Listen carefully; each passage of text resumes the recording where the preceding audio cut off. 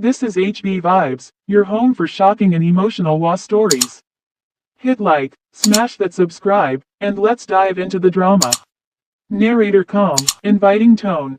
Marcus had never been the loudest man on the construction site, but everyone knew he was the backbone of the crew. For 10 years, he had worked sunrise to sunset, saving every dollar for his mother's medicine and his sister's college education. On Monday morning, the air buzzed with change. A group of young engineers arrived in polished suits, clipboards in hand, their voices sharp and confident. They were from a prestigious firm, hired to supervise the project. Engineer Collins smirking, "All right, gentlemen, let's see what you've been doing here. I expect efficiency and professionalism, though I'm not sure how much we'll get."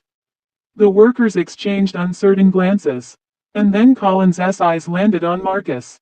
Collins mocking, "You there, what's your name?" Marcus quietly, respectful. "Marcus, sir." Collins laughing, "Marcus, tell me, Marcus, do you have an engineering degree?" Marcus shook his head. He didn't need one to know every inch of that ground, every beam, every risk. But before he could answer, Collins to the others. "Exactly, just a laborer. Let's leave the thinking to the professionals." The group of engineers chuckled. Marcus lowered his gaze, his pride stung, but he said nothing. Narrator, little did they know, the man they mocked would soon decide their fate. That afternoon, the engineers gathered the entire crew for a briefing. Marcus stood quietly among his co-workers. Collins pointing at Marcus. "See, this is what happens when you don't get an education. Men like him swing hammers while men like us build skyscrapers."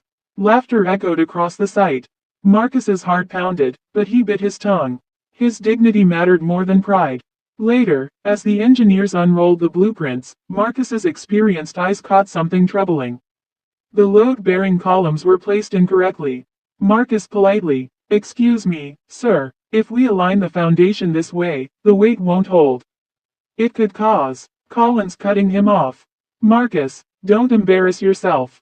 This is advanced engineering. You wouldn't understand." The room went silent. Marcus nodded slowly and returned to his post. But deep inside, worry gnawed at him.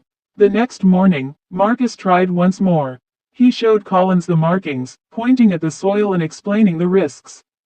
"Marcus, with all due respect, sir, the ground here is too soft. If we build like this, the structure will fail." Collins rolling his eyes. "Thank you for your enthusiasm. But I don't take advice from people who don't even know what trigonometry is."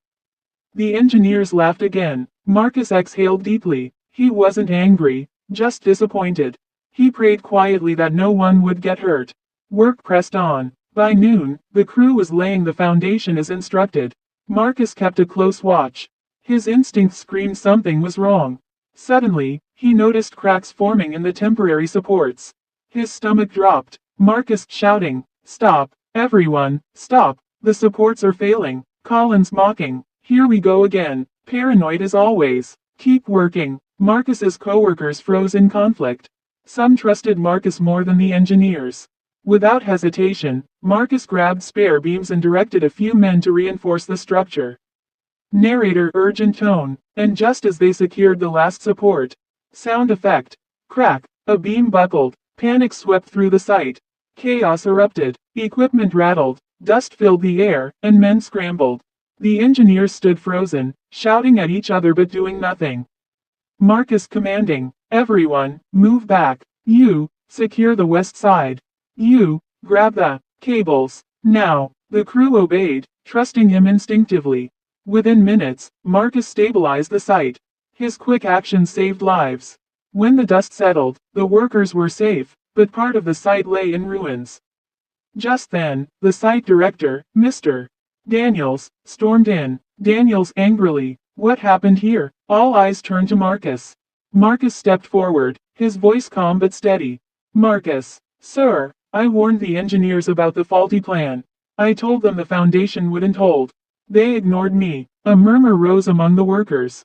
One by one, they spoke up, backing Marcus's words. Worker 1, he's telling the truth. He saved us today. Worker 2, if not for Marcus, we'd be dead under that concrete.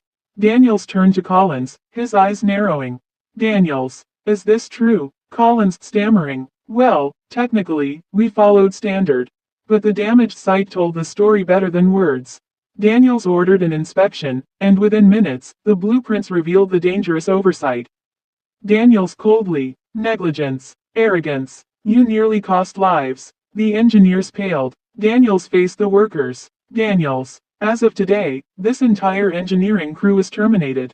Marcus, you're the only reason this project is still standing. From now on, you're site supervisor. Gasps spread across the crowd. Marcus blinked, stunned. Marcus softly, Sir, thank you. I'll do my best. Later that evening, Marcus returned home to his mother and sister. His sister ran into his arms, excited. Sister, Marcus, they told me you got promoted.